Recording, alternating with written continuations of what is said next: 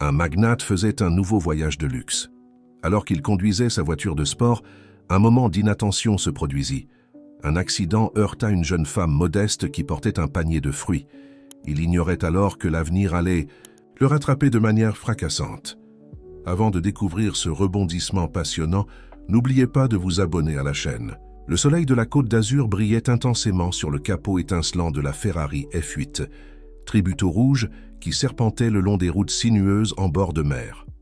Au volant, Antoine Dumont, héritier de l'empire automobile Dumont, sentait l'adrénaline parcourir ses veines tandis qu'il accélérait de plus en plus. Le vent agitait ses cheveux noirs bien coiffés et un sourire arrogant jouait sur ses lèvres. À 35 ans, Antoine incarnait l'archétype du playboy français. Riche, beau et totalement insouciant des conséquences de ses actes. Sa vie était une succession interminable de fêtes, de femmes éblouissantes et de voitures rapides. Ce matin ensoleillé, il avait laissé derrière lui une nouvelle conquête dans un hôtel luxueux de Saint-Tropez, sans même prendre la peine de lui dire au revoir. Alors qu'il accélérait sur la route côtière, Antoine repensait à la nuit précédente. Le champagne, la musique, le flirt effronté avec le mannequin suédois qui dormait désormais seul dans des draps de soie égyptienne. Tout semblait flou dans sa mémoire, mais il s'en moquait. Ce n'était qu'une journée de plus dans la vie de l'héritier le plus convoité de France.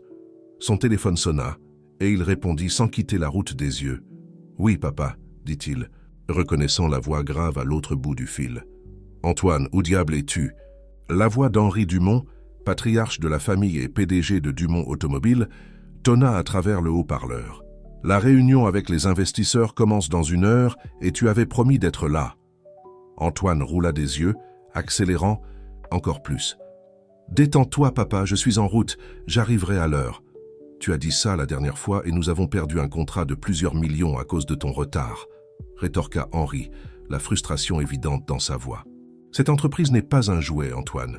C'est l'héritage de notre famille, bâti avec sueur et sacrifice depuis des générations. Quand vas-tu comprendre ça? Je comprends, papa, répondit Antoine machinalement, bien que son ton suggéra le contraire. Je serai là, ne t'inquiète pas. Avant que son père ne puisse répondre, Antoine raccrocha et jeta son téléphone sur le siège passager. Il appuya encore plus sur l'accélérateur, comme s'il pouvait laisser derrière lui non seulement la route, mais aussi les attentes et les responsabilités qui le poursuivaient. La Ferrari rugissait, dévorant l'asphalte, tandis qu'Antoine se perdait dans ses pensées. Il savait que son père avait raison, qu'il y avait des responsabilités qui l'attendaient, un empire à gérer. Mais la simple idée d'être enfermé dans des réunions interminables et des feuilles de calcul l'étouffait. Il aspirait à la liberté, à l'excitation, au prochain moment d'extase qu'il pourrait trouver au fond d'une bouteille de champagne ou dans les bras d'une beauté. C'est à ce moment de rêverie que le destin décida d'intervenir. En prenant un virage serré, Antoine vit une tache colorée apparaître soudainement devant lui. Ses réflexes, engourdis par une nuit d'excès, mirent une seconde de trop à réagir. Le crissement strident des pneus sur l'asphalte a brisé la tranquillité du matin. Antoine tourna brusquement le volant, sentant son cœur lui monter à la gorge, tandis que la voiture dérapait. Pendant un instant terrifiant, il entrevit le visage effrayé d'une jeune femme, ses yeux écarquillés par la terreur, un panier de fruits volant en éclats. La Ferrari s'arrêta à quelques centimètres d'un précipice, le moteur encore grondant. Antoine resta paralysé, les mains agrippées au volant, les jointures blanches. Lentement, il se tourna pour regarder dans le rétroviseur, redoutant ce qu'il pourrait voir. Quelques mètres derrière, une gisait immobile sur le sol.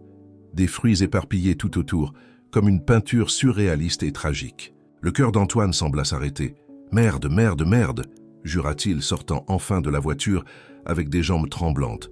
S'approchant prudemment, Antoine vit que c'était une jeune femme, pas plus de 20 ans. Ses longs cheveux châtains étaient éparpillés comme un éventail autour de sa tête, et sa peau mate semblait trop pâle sous le soleil éclatant. « Hé, ça va ?» demanda Antoine, sa voix tremblante. Pas de réponse. Il s'agenouilla à côté d'elle, remarquant avec une panique grandissante une petite coupure sur son front, un filet de sang coulant le long de sa tempe. Ses yeux étaient fermés, et elle ne bougeait pas. « S'il te plaît, réveille-toi » implora Antoine, touchant hésitamment l'épaule de la jeune femme. « S'il te plaît, ne sois pas... Tu ne peux pas être... » Il ne pouvait même pas prononcer le mot. La panique l'envahissait. Des images de gros titres sensationnels et de cellules de prison dansant dans son esprit. Mais alors, presque imperceptiblement, il vit sa poitrine se soulever et s'abaisser. Elle respirait. Un soulagement momentané l'inonda pour être rapidement remplacé par une nouvelle vague d'inquiétude. Elle était vivante, mais inconsciente. Elle avait besoin d'aide médicale, immédiatement. Avec des mains tremblantes, Antoine prit son téléphone et composa le numéro des urgences. En attendant la réponse, ses yeux errèrent sur le visage serein de la jeune femme. Il y avait quelque chose en elle, une simplicité et une beauté naturelle qui l'intriguaient, si différentes des femmes artificielles avec lesquelles il avait l'habitude de fréquenter. « S'il te plaît, tiens bon », murmura-t-il, tenant doucement sa main. « L'aide arrive. » Alors que les sirènes commençaient à retentir au loin, Antoine sentit quelque chose changer en lui. L'urgence du moment, la peur et la culpabilité se mêlaient, créant une émotion qu'il ne pouvait nommer. Tout ce qu'il savait, c'est que, d'une manière ou d'une autre, sa vie était sur le point de changer pour toujours. Alors que l'ambulance approchait, Antoine fit une promesse silencieuse à la jeune, inconnue et à lui-même. Il resterait à ses côtés, s'assurerait qu'elle reçoive les meilleurs soins, ferait tout ce qui était nécessaire pour réparer ce qu'il avait fait. Pour la première fois de sa vie d'adulte, Antoine Dumont pensait à quelqu'un d'autre qu'à lui-même. Le bruit des sirènes devenait plus fort et Antoine se surprit à prier, quelque chose qu'il n'avait pas fait depuis son enfance. Il pria pour la vie de la jeune femme, pria pour la rédemption, pria pour une chance de devenir meilleur. Et tandis que le ciel bleu de la Côte d'Azur témoignait silencieusement, le destin commençait à tisser les fils d'une histoire que ni l'un ni l'autre n'aurait pu prévoir. L'hôpital Pasteur à Nice était un tourbillon d'activité lorsque Antoine Dumont franchit les portes vitrées des urgences. Ses pas résonnaient dans les couloirs blancs et aseptisés, contrastant radicalement avec l'environnement luxueux auquel il était habitué. L'odeur de désinfectant et la vue des personnes sur des brancards le rendaient nauséeux, mais il se força à continuer. Antoine avait suivi l'ambulance dans sa Ferrari, ignorant complètement les limites de vitesse.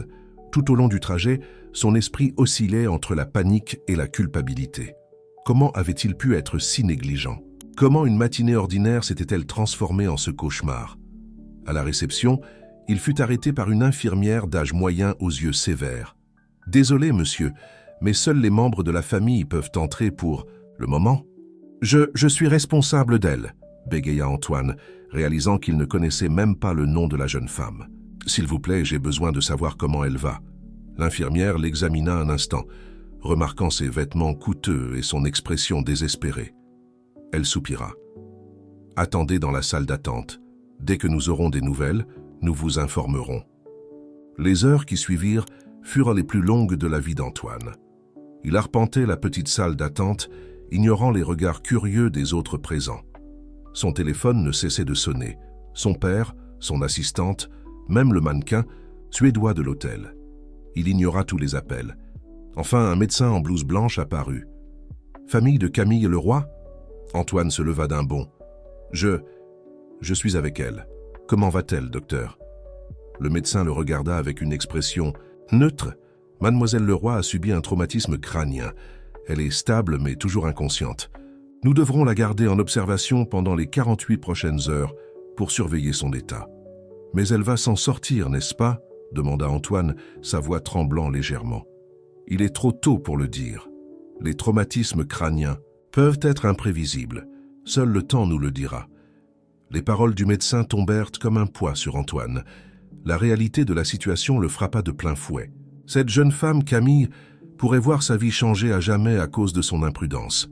« Puis-je la voir ?» demanda-t-il, presque suppliant. Le médecin hésita un instant, puis hocha la tête. Pour quelques minutes seulement. Elle a besoin d'un repos absolu. Antoine suivit le médecin à travers les couloirs silencieux jusqu'à atteindre une chambre privée.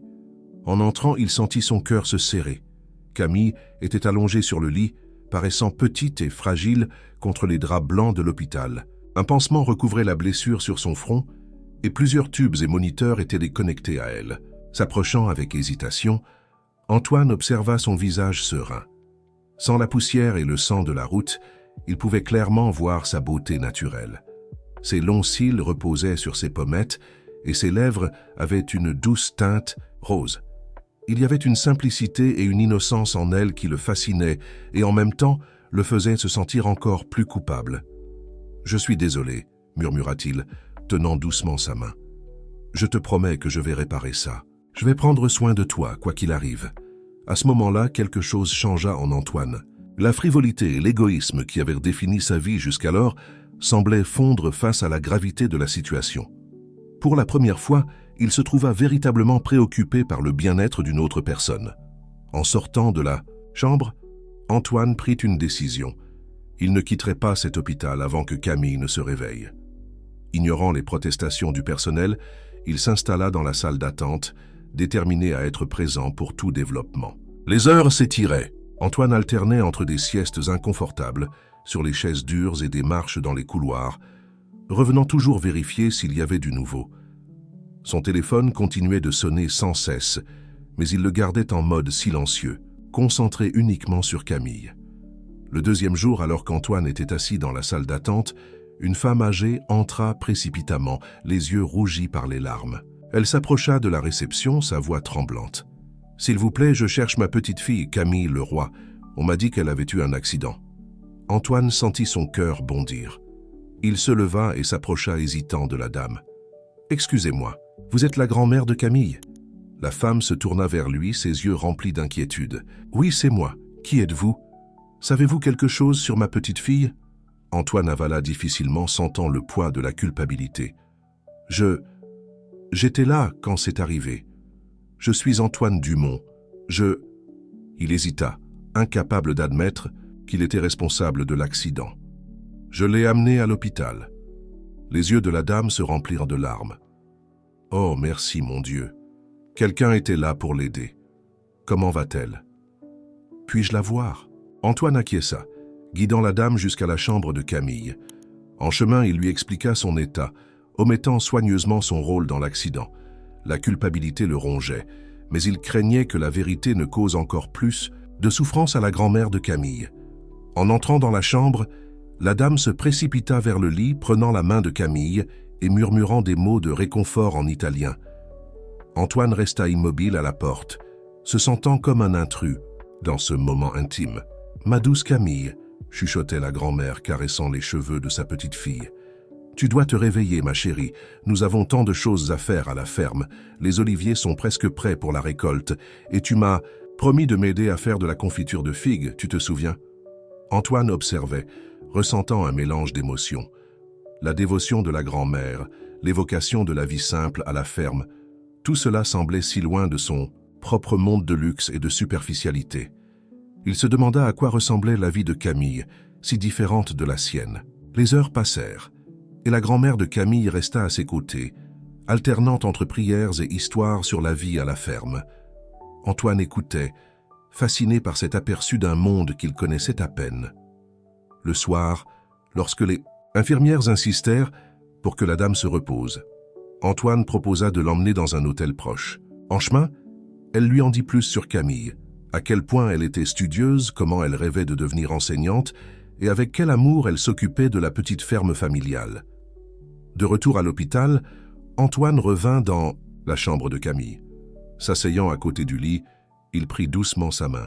« Camille, » murmura-t-il, « ta grand-mère a besoin de toi. Ta ferme a besoin de toi. S'il te plaît, réveille-toi. Je promets de faire tout ce que je peux pour t'aider, toi et ta famille. Juste, réveille-toi. » Et alors, comme si elle avait entendu ses supplications, Camille bougea légèrement les doigts. Antoine retint son souffle, observant attentivement. Lentement, très lentement, ses yeux commencèrent à s'ouvrir. « Infirmière !» cria Antoine, son cœur battant la chamade. « Elle se réveille !» Alors que l'équipe médicale se précipitait dans la chambre, Antoine s'écarta, leur laissant de la place. Mais ses yeux ne quittèrent pas le visage de Camille une seule seconde.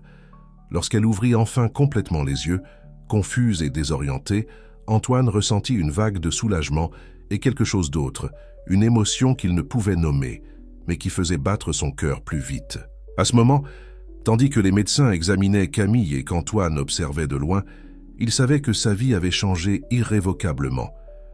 Ce qui avait commencé comme un terrible accident se transformait en le début de quelque chose qu'il n'aurait jamais pu prévoir. Et pour la première fois depuis longtemps, Antoine Dumont se sentit véritablement vivant. Le réveil de Camille marqua le début d'une nouvelle phase dans la vie d'Antoine. Les jours suivants, il s'installa pratiquement à l'hôpital, partageant son temps entre sa chambre et la salle d'attente. Sa présence constante ne passa pas inaperçue auprès de l'équipe médicale ni de la grand-mère de Camille, Mamie Rose, comme elle insistait pour qu'on l'appelle. Camille, encore faible et confuse, passait la plupart de son temps à dormir. Dans les brefs moments où elle était éveillée, elle pouvait à peine parler, ses yeux marrons parcourant la pièce avec un mélange de peur et de désorientation. Antoine brûlait de se présenter, d'expliquer ce qui s'était passé, mais les médecins avaient conseillé de la patience. Son cerveau avait besoin de temps pour se remettre. Un après-midi ensoleillé, environ une semaine après l'accident, Antoine était assis au chevet de Camille, lisant à voix basse un livre qu'il avait trouvé dans la petite bibliothèque de l'hôpital. C'était une ancienne fable italienne, le genre d'histoire que sa mère lui lisait quand il était enfant. Et ainsi, le renard apprit que la véritable amitié vaut plus que tout l'or du monde, conclut-il, fermant doucement le livre. C'est alors qu'il entendit une voix faible, presque un murmure. C'était mon préféré quand j'étais petite. Antoine leva les yeux, surpris pour voir Camille le regarder. Ses yeux étaient plus clairs maintenant, concentrés. Un petit sourire jouait sur ses lèvres. « Camille » s'exclama-t-il, se penchant en avant. « Tu te sens mieux ?» Elle hocha légèrement la tête, clignant des yeux plusieurs fois comme pour essayer de clarifier sa vision. « Je suis confuse. Que s'est-il passé? Qui êtes-vous » Le cœur d'Antoine s'accéléra. C'était le moment qu'il redoutait et attendait à la fois. « Je m'appelle Antoine Dumont. Je conduisais sur la route quand tu... » Il hésita, incapable de prononcer les mots. « L'accident, » compléta Camille, sa voix un peu plus forte maintenant. « Je me souviens de quelque chose de rouge venant vers moi. C'était votre voiture ?» Antoine avala difficilement, hochant la tête. « Oui, je suis désolé, Camille. J'étais distrait, je conduisais trop vite. J'ai failli... J'aurais pu... » Les mots restèrent coincés dans sa gorge. À sa grande surprise, Camille tendit la main, touchant légèrement son bras. « Tout va bien. Les accidents arrivent. L'important, c'est que nous soyons tous les deux ici, n'est-ce pas ?» La gentillesse dans sa voix, l'absence de colère ou d'accusation, prit Antoine au dépourvu. Il sentit des larmes se former dans ses yeux, quelque chose qui ne lui était pas arrivé depuis des années. « Je te promets que je vais me rattraper, Camille. Je ferai tout ce qu'il faut. » À ce moment-là, Mamie Rose entra dans la pièce, portant un petit panier de fruits. Ses yeux s'illuminèrent en voyant Camille éveillée et en train de parler. « Mia Cara !» Elle s'exclama, courant pour embrasser sa petite fille. Antoine s'écarta, laissant de l'espace pour ce « moment familial ». Il observa l'interaction entre la grand-mère et la petite fille, remarquant l'amour et la tendresse évidents qui les unissaient. C'était si différent des relations froides et distantes auxquelles il était habitué dans sa propre famille. Les jours suivants, Camille reprenait des forces petit à petit. Sa personnalité commençait à briller, douce mais avec une force intérieure surprenante. Elle parlait avec enthousiasme de sa petite ferme, de ses rêves de devenir enseignante, des traditions de sa famille. Antoine se surprenait à passer de plus en plus de temps avec elle, fasciné par sa manière simple et honnête de voir le monde. C'était un contraste frappant avec la fausseté et la superficialité de l'environnement auquel il était habitué. Un après-midi, alors qu'il marchait lentement dans le jardin de l'hôpital, faisant partie de la physiothérapie de Camille, elle s'arrêta soudainement, se tournant vers Antoine avec une expression sérieuse. « Antoine, puis-je te poser une question ?» Il hocha la tête, curieux. « Bien sûr, tout ce que tu veux.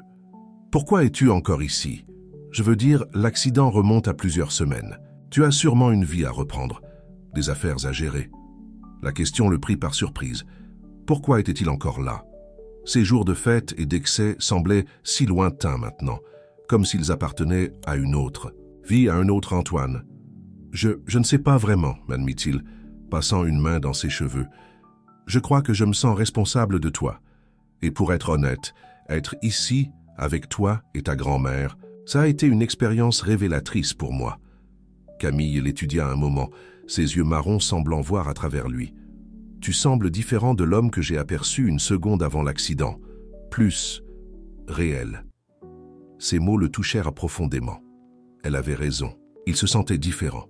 Comme si les couches d'arrogance et d'indifférence qu'il avait construites au fil des années se défaient. « Camille, » commença-t-il, ressentant une soudaine envie de se confier, « ma vie avant était vide. Des fêtes, des voitures de luxe, des femmes qui ne signifiaient rien. Je croyais être heureux, mais maintenant je réalise que je fuyais simplement. Je fuyais les responsabilités, les attentes, moi-même. » Il fit une pause, surpris par sa propre honnêteté. Camille attendit patiemment, ses yeux ne quittant jamais les siens. Être ici, voir comment toi et ta grand-mère affrontaient cette situation avec tant de force et de dignité, ça m'a fait tout remettre en question. Pour la première fois depuis longtemps, j'ai l'impression de faire quelque chose qui compte vraiment. Camille sourit, un sourire qui illumina tout son visage. Tu sais, Antoine, parfois nous devons nous perdre pour nous retrouver. Peut-être que cet accident a été un tournant non seulement pour moi, mais pour toi aussi. Ces mots résonnèrent en lui. Un tournant. Oui, c'était exactement ce qu'il ressentait. « Mais et toi, Camille ?» demanda-t-il, soudainement, inquiet. « Comment te sens-tu face à tout ça, face à l'accident, à ta récupération ?» Elle resta silencieuse un moment, son regard errant dans le jardin. « C'est effrayant, » admit-elle finalement. « Il y a des moments où j'ai peur de ne pas me rétablir complètement, de ne pas pouvoir retourner à ma vie à la ferme. Mais ensuite, je pense à ma grand-mère, à quel point elle a besoin de moi, et je trouve la force de continuer. » Antoine ressentit une vague d'admiration pour elle. Sa résilience, sa force d'esprit étaient inspirantes. « Camille, » dit-il en prenant doucement sa main, « je te promets que je ferai tout ce qui est en mon pouvoir pour t'assurer un rétablissement complet. Tu retourneras à ta ferme, tu réaliseras tes rêves. Je m'en assurerai. » Elle le regarda, ses yeux brillants d'un mélange d'émotions. Gratitude, espoir et quelque chose de plus. Quelque chose qui fit battre le cœur d'Antoine plus vite. « Merci, Antoine, » murmura-t-elle. « Ta présence ici a signifié beaucoup pour moi. » À ce moment-là, sous le doux soleil de l'après-midi français, quelque chose changea entre eux. Une connexion qui allait au-delà de la culpabilité ou de la gratitude commença à se former. C'était quelque chose de nouveau, d'inattendu, quelque chose qu'aucun des deux n'était encore prêt à nommer. Alors qu'il retournait lentement vers l'hôpital, Antoine se surprit à penser à l'avenir pour la première fois depuis des années. Non pas à des fêtes ou à des voitures neuves, mais à des possibilités, à des changements, à une vie avec plus de sens. Et étonnamment, dans toutes ces visions du futur, Camille était présente. L'accident qui avait failli lui coûter la vie lui offrait ironiquement une nouvelle chance de vivre. Et il était déterminé à ne pas la gaspiller. Les semaines se transformèrent en mois, et la routine d'Antoine tournait de plus en plus autour de l'hôpital et de Camille. Sa récupération était lente mais constante, chaque petit progrès célébré comme une grande victoire. Antoine était devenu une présence constante, partageant son temps entre la chambre d'hôpital et des appels précipités pour maintenir les affaires de la famille à distance. Ce fut par un après-midi ensoleillé d'automne que le médecin annonça enfin la nouvelle que tout le monde attendait. Camille était prête à sortir. La joie sur son visage était contagieuse, mais Antoine ressentit une pointe d'appréhension inattendue. Qu'allait-il se passer maintenant? « Enfin, je peux rentrer chez moi », sourit Camille, ses yeux brillants d'excitation tout en rangeant ses quelques affaires. « J'ai hâte de revoir les oliviers, de sentir l'odeur de la terre. » Antoine l'observait, un nœud se formant dans sa gorge. L'idée de ne pas la voir tous les jours, de ne plus faire partie de sa routine, le perturbait plus qu'il ne voulait l'admettre. « Camille, » commença-t-il, hésitant, « je pensais, peut-être que ce serait mieux si tu restais. À Nice encore un peu. Tu sais, pour rester près des médecins, faire de la rééducation. » Elle s'arrêta et le regarda, une expression de compréhension adoucissant ses traits. « Antoine, je suis reconnaissante pour toute ton inquiétude, mais ma place est à la ferme. C'est là que sont mes racines, ma vie. » Mamie Rose, qui aidait avec les valises, ajouta avec un sourire malicieux. « De plus, jeune Antoine, l'air pur de la campagne fera plus de bien à ma petite fille que toutes ces odeurs d'hôpital. » Antoine savait qu'elles avaient raison, mais l'idée de Camille retournant à sa vie simple à la ferme, loin de lui, le rendait mal à l'aise. Ces derniers mois, elle était devenue une partie essentielle de sa vie, une encre dans un monde qui autrefois semblait dénué de sens. « Je comprends », dit-il enfin en forçant un sourire, « mais promets-moi de me laisser t'aider pour tout ce dont tu as besoin, kinésithérapie, consultation, n'importe quoi. » Camille sourit, touchant doucement le bras d'Antoine. « Tu as déjà tellement fait pour moi, Antoine. Je ne sais pas comment je pourrais te remercier. »« Tu n'as pas à me remercier, » l'interrompit-il, sa voix chargée d'émotion. « Je veux juste m'assurer que tu iras bien. » Le lendemain matin, Antoine insista pour les ramener lui-même à la ferme. Le trajet de Nice jusqu'à l'intérieur de la Campanie fut rempli des histoires animées de Mamie Rose sur la récolte à venir et les projets pour la production d'huile d'olive de cette année. Lorsqu'ils arrivèrent enfin à la propriété, dès le roi, Antoine fut impressionné. La ferme était petite mais incroyablement charmante.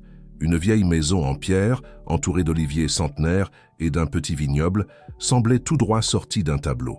Le contraste avec son monde de gratte-ciel et de voitures de luxe ne pouvait être plus frappant. Camille respira profondément en sortant de la voiture, fermant les yeux un instant pour tout absorber. « L'odeur de la maison », murmura-t-elle, un sourire radieux illuminant son visage.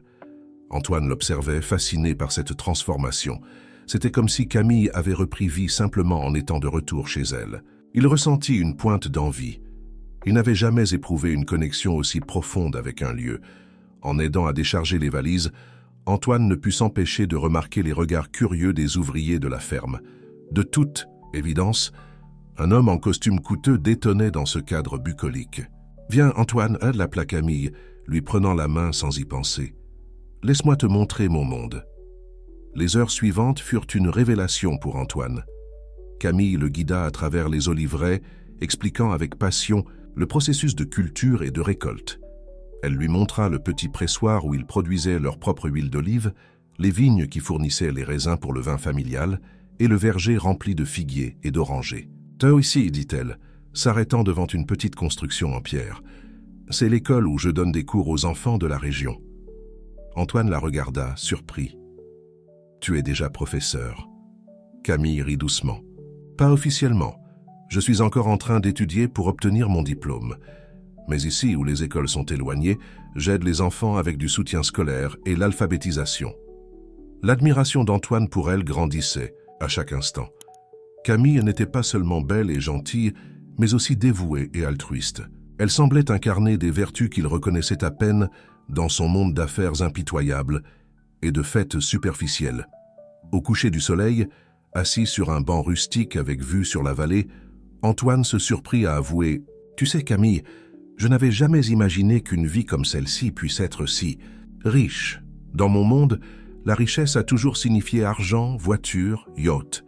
Mais ici, il y a une abondance différente. » Camille sourit, ses yeux reflétant le coucher de soleil. La vraie richesse, Antoine, réside dans les connexions que nous créons, dans le but que nous trouvons. Cette terre, ces oliviers, les enfants que j'enseigne, tout cela me donne un sentiment d'appartenance qu'aucun luxe ne pourrait acheter. Ces mots touchèrent Antoine profondément. Il pensa à sa vie à Milan, aux fêtes interminables, aux relations superficielles. Comparé à cela, ce que Camille possédait semblait infiniment plus précieux. « J'aimerais pouvoir rester plus longtemps, » dit Antoine doucement, conscient que son monde le rappelait. « Il y a tant à apprendre ici. » Camille l'observa un moment, puis dit avec un sourire bienveillant, « Tu seras toujours le bienvenu, Antoine. Cette ferme a une façon de guérir les âmes inquiètes. » Quand vint le moment de partir, Antoine se sentit réticent à s'en aller. La simplicité et la paix qu'il avait trouvées ici étaient tentantes, surtout avec la perspective de retourner à l'agitation de sa vie normale. « Promets-moi de prendre soin de toi, » dit-il à Camille, lui tenant les mains, « et que tu m'appelleras si tu as besoin de quoi que ce soit. »« Je te le promets, » répondit-elle d'une voix douce. « Et toi, promets-moi de ne pas laisser trop de temps passer avant de nous rendre visite à nouveau. » Antoine hocha la tête, sentant un nœud dans sa gorge. « Je te le promets. » Alors que sa voiture s'éloignait sur la route sinueuse, Antoine regarda dans le rétroviseur, voyant Camille et Mamie Rose lui faire un signe depuis la véranda. Quelque chose en lui avait changé de manière irréversible. La vie qui lui semblait autrefois si satisfaisante lui paraissait maintenant vide et dénuée de sens. Sur le chemin du retour vers Milan, Antoine se surprit à faire des projets. Des projets pour visiter la ferme plus souvent, pour en apprendre davantage sur ce mode de vie simple mais profondément gratifiant. Et, bien qu'il ne se l'avoie, pas encore. Des projets qui incluaient Camille d'une manière qui dépassait l'amitié ou la gratitude. Le soleil se couchait à l'horizon, peignant le ciel de tons dorés et rosés. Antoine sourit intérieurement, ressentant une paix qu'il n'avait pas connue depuis des années. L'accident qui avait failli coûter la vie à Camille lui avait ironiquement offert une nouvelle perspective sur la vie. Et il était déterminé à ne pas gâcher cette seconde chance. Le retour d'Antoine à Milan fut comme plongé dans un monde à la fois étrange et familier. Les gratte-ciel étincelants, le trafic chaotique, le rythme effréné de la ville, tout semblait si loin de la sérénité qu'il avait connue à la ferme des Leroy. En entrant dans son loft, Antoine fut accueilli par un silence oppressant et une vue panoramique sur la ville. Le luxe qui autrefois le comblait lui semblait maintenant vide et sans but. Il laissa ses doigts glisser sur le plan de travail en marbre de la cuisine, se rappelant la table en bois rustique de la maison de Camille, marquée par le temps et les repas partagés. Son téléphone sonna, le tirant de ses pensées. C'était son père. « Antoine, où diable étais-tu » La voix de Henri Dumont tonna à travers l'appareil. « Nous avons une crise entre les mains et tu disparais pendant des mois. » Antoine soupira, sentant le poids de ses responsabilités lui retomber dessus avec force. « Je suis de retour maintenant, père. » Que s'est-il passé? Les heures suivantes furent un tourbillon de réunions d'urgence et de téléconférences. Apparemment, l'un des principaux fournisseurs de Dumont Automobile était au bord de la faillite, menaçant toute la chaîne de production. Antoine se retrouva plongé à nouveau dans le monde des affaires, négociant des contrats et cherchant des solutions. Mais quelque chose avait changé. Alors qu'auparavant il se sentait vivant grâce à l'adrénaline de ses crises d'entreprise, maintenant tout semblait vide. Son esprit vagabondait constamment vers la ferme, vers le sourire doux de Camille, vers le sentiment de paix qu'il avait éprouvé là-bas. Les jours se transformèrent en semaines. Antoine faisait des efforts pour se concentrer sur son travail, mais il se surprenait de plus en plus à regarder par la fenêtre de son bureau, imaginant les oliveraies de la Campanie. Il appelait Camille presque tous les jours, prétextant vérifier sa convalescence, mais en réalité il aspirait à entendre sa voix, à se connecter, même brièvement, à ce monde plus simple et authentique. Une nuit, après une réunion, du conseil particulièrement épuisante, Antoine se retrouva dans un bar élégant du centre de Milan. L'endroit était rempli de cadres et de mondains, le genre d'ambiance où il se sentait autrefois chez lui. Maintenant, en observant les conversations superficielles et les sourires forcés, il se sentait comme un étranger. Antoine Dumont, une voix familière le tira de ses pensées. C'était Clara, un mannequin avec qui il sortait autrefois. « Où t'es-tu caché, mon chéri? Tu m'as manqué aux soirées. » Il força un sourire, acceptant le baiser qu'elle lui donna sur la joue. « Bonjour, Clara. J'ai été occupée par des affaires personnelles. »« Eh bien, tu arrives au bon moment, » dit-elle en souriant, clignant des yeux de manière séduisante. « Nous allons à l'inauguration d'une nouvelle boîte de nuit. Pourquoi ne viendrais-tu pas avec nous? Ce sera comme au bon vieux temps. » Pendant un instant, Antoine envisagea l'offre. Ce serait facile de retomber dans son ancienne routine, de se perdre dans la musique forte et l'alcool, d'oublier les complications et les doutes qui le tourmentaient.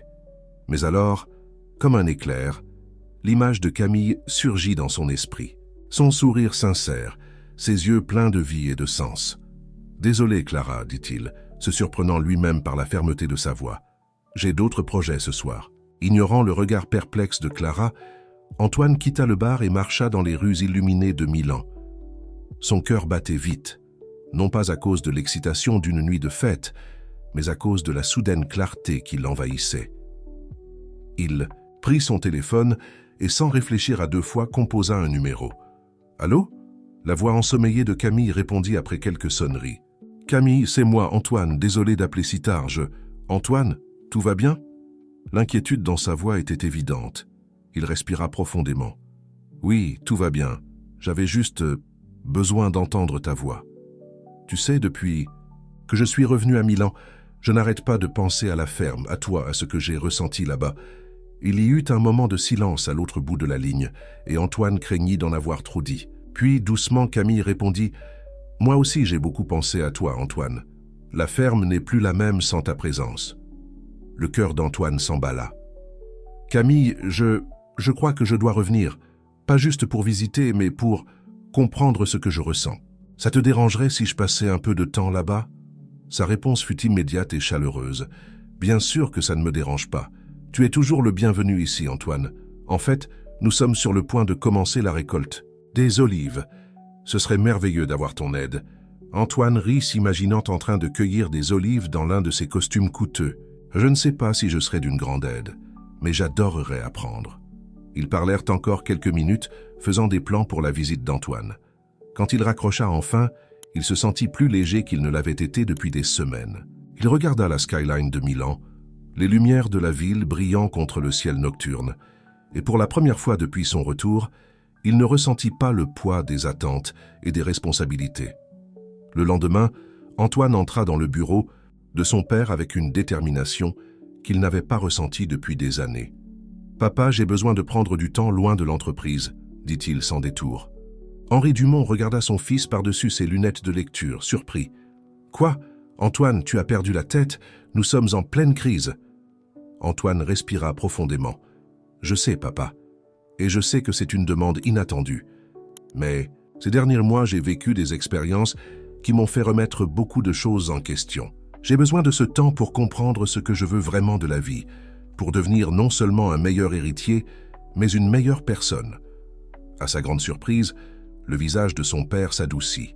« Tu sais, mon fils, depuis des années, je me demande quand tu te réveillerais enfin à la vie. Peut-être que c'est le moment. » Il fit une pause, étudiant Antoine. « Va, trouve ce que tu cherches. L'entreprise sera là quand tu reviendras. » Antoine serra son père dans ses bras, ressentant une connexion qu'il n'avait pas éprouvée depuis l'enfance. « Merci, papa. Je promets de revenir plus fort et plus capable d'assumer mes responsabilités. » Dans les jours qui suivirent, Antoine se prépara pour son voyage. Il échangea ses costumes contre des vêtements plus décontractés, laissa sa Rolex dans le tiroir et prit une voiture plus modeste. Quand il quitta enfin Milan, en direction de la ferme des Leroy, il avait l'impression de laisser derrière lui non seulement une ville, mais une version de lui-même. La route vers la Campanie n'avait jamais semblé aussi longue et pleine de promesses. Antoine conduisait le cœur battant, impatient de ce qui l'attendait. Il ne savait pas exactement ce qu'il trouverait à la ferme des Leroy, mais il était sûr d'une chose, il était prêt à apprendre, à grandir et, qui sait, à découvrir un nouveau sens à sa vie. L'aube à la ferme des Leroy était un spectacle, de couleurs et de sons. Antoine, habitué à se réveiller avec le bruit de la circulation de Milan, se retrouvait à présent à écouter le chant des oiseaux et le doux meuglement des vaches au loin. Il s'étira dans le lit simple de la chambre d'amis, sentant ses muscles endoloris par le travail de la veille. Cela faisait déjà une semaine qu'il était arrivé à la ferme, et chaque jour apportait de nouvelles découvertes et de nouveaux défis. Antoine, qui n'avait jamais fait de travail manuel de sa vie, se retrouvait maintenant à cueillir des olives, à nourrir les animaux, et même à aider à réparer les clôtures. Ses mains, autrefois douces et soignées, portaient maintenant des callosités et de petites coupures, des marques d'une vie qu'il commençait à embrasser avec un enthousiasme surprenant. En descendant à la cuisine, il fut accueilli par l'arôme du café fraîchement préparé et du pain chaud. Mamie Rose était déjà debout, en train de préparer le petit déjeuner. « Bonjour, mon jeune homme », dit-elle en souriant, posant une tasse fumante devant lui. « Tu as bien dormi ?» Antoine hocha la tête, prenant la tasse avec gratitude. « Comme une pierre, mamie. Je n'aurais jamais pensé que travailler à la récolte puisse être si fatigant et si gratifiant. » La vieille dame rit, ses yeux brillants de sagesse. « Ah, le travail de la terre a cet effet sur les gens. Il fatigue le corps, mais nourrit l'âme. » À ce moment-là, Camille entra dans la cuisine, ses cheveux attachés en une tresse lâche, vêtue de simples vêtements de travail. Antoine sentit son cœur s'emballer, comme chaque fois qu'il la voyait. « Bonjour la famille », dit-elle en souriant, déposant un baiser sur la joue de sa grand-mère et un rapide câlin à Antoine. La chaleur de son contact, même bref, lui envoya des frissons dans tout le corps. « Alors, quel est ce programme pour aujourd'hui » demanda Antoine, essayant de garder un ton décontracté. Camille prit une gorgée de café avant de répondre. « Aujourd'hui, nous allons commencer à presser les olives. C'est un processus délicat, mais je pense que tu vas aimer. C'est presque magique de voir l'huile être extraite. Les trois terminèrent rapidement leur petit déjeuner et se dirigèrent vers le petit moulin de la propriété. Antoine observa, fasciné, tandis que Camille et quelques ouvriers de la ferme préparaient des machines. « Regarde », expliqua Camille, guidant Antoine près d'une grande presse. « D'abord, les olives sont lavées, puis broyées pour former une pâte.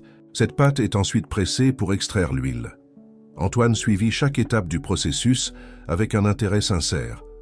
La transformation des petits fruits en un liquide doré et aromatique était, comme l'avait dit Camille, presque magique. Alors qu'il travaillait, Antoine ne put s'empêcher de remarquer à quel point Camille semblait dans son élément.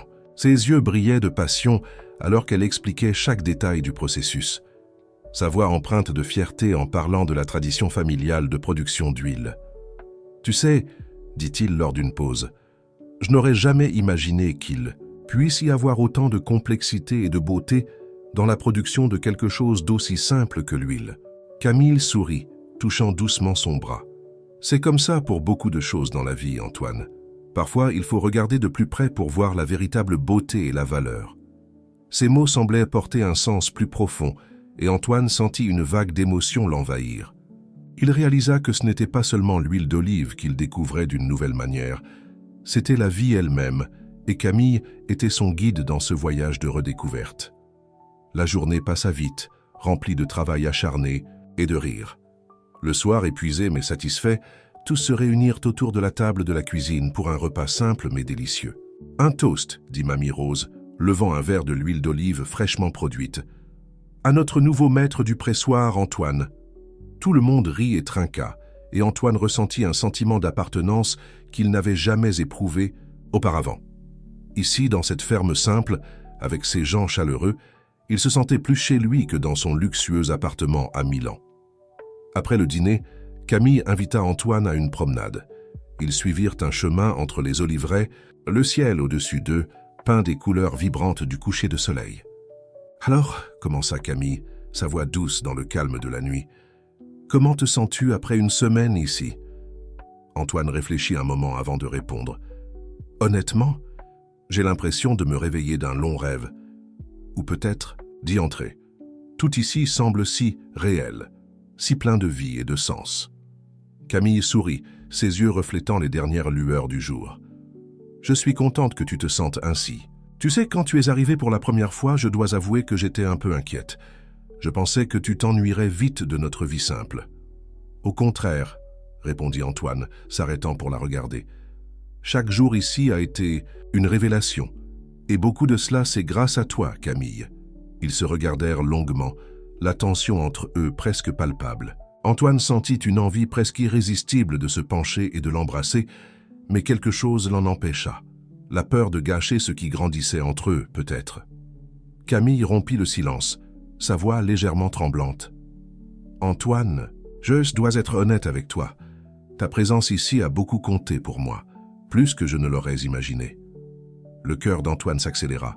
« Camille, je... » Mais avant qu'il ne puisse continuer, le bruit d'une voiture qui approchait les interrompit.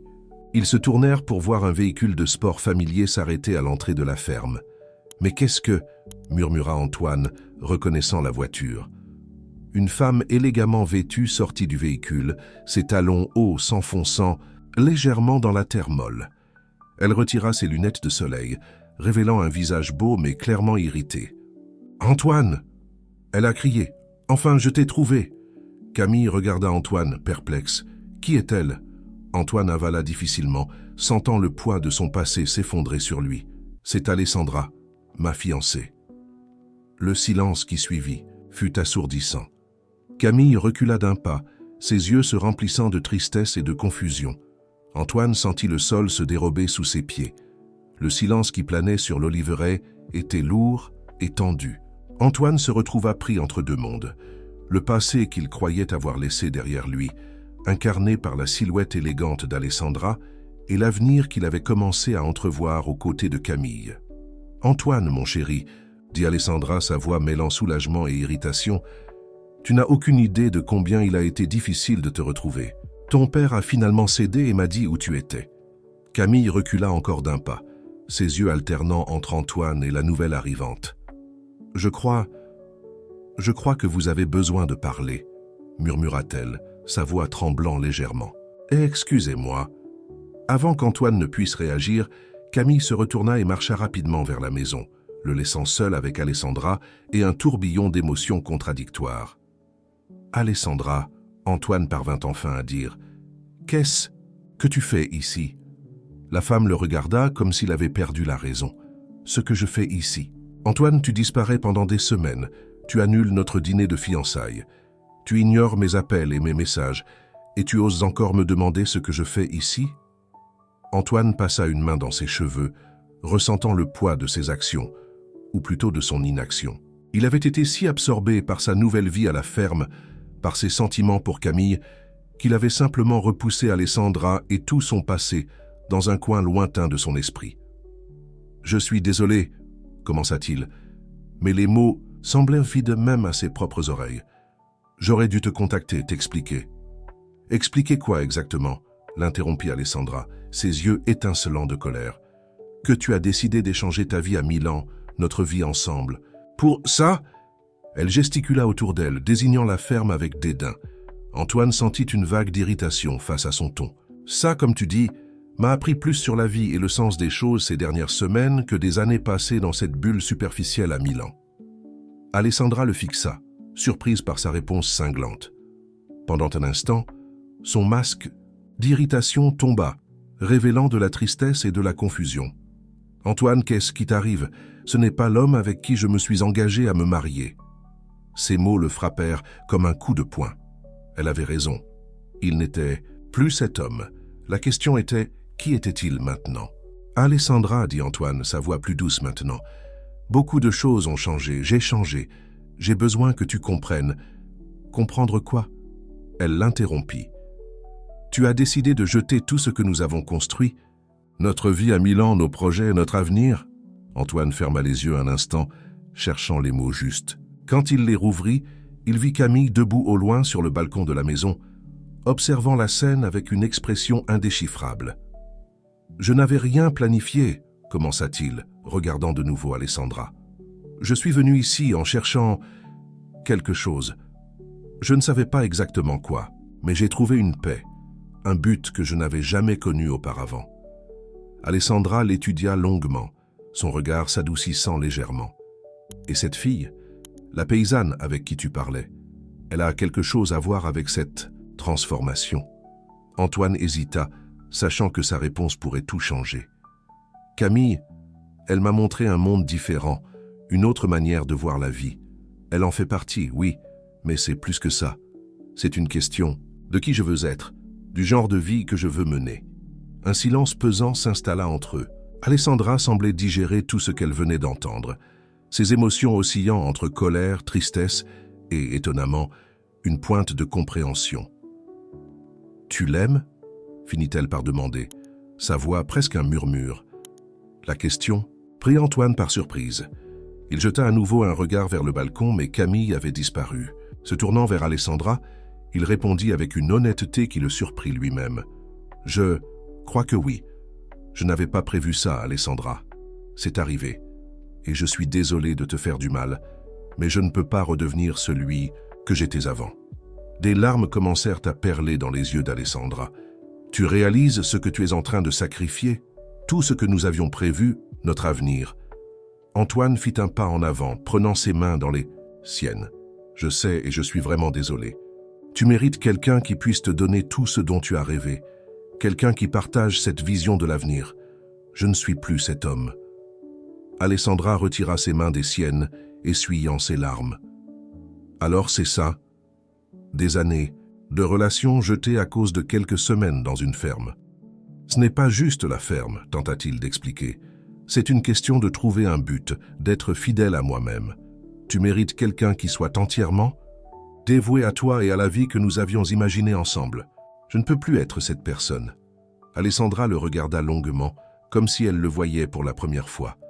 Finalement, elle hocha lentement la tête.